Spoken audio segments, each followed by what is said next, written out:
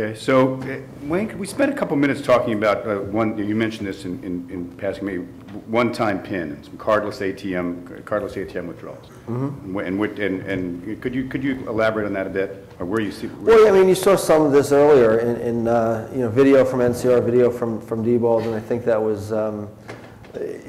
great opportunities. Number one, we talked about cards going away.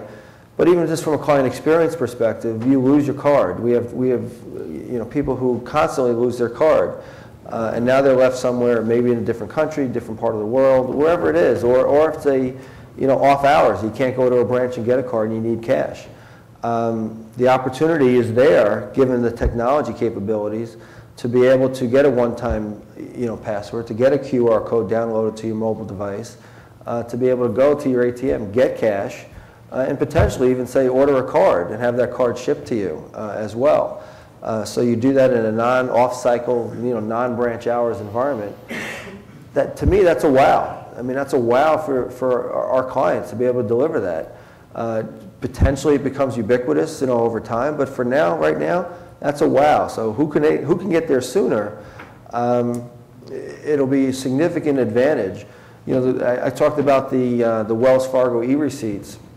That, from a customer-client perspective, that's been a big wow for them, and it resonates extraordinarily well. And we've introduced it only less than a year ago, and again, the feedback we've been getting is phenomenal. So those little things, this is a bigger thing, but those are the kind of things that your clients then are not left having to wait, for branches to open, or for to walk in and wait 20 minutes to get a card, or your other opportunities. So that's the way we're looking at it.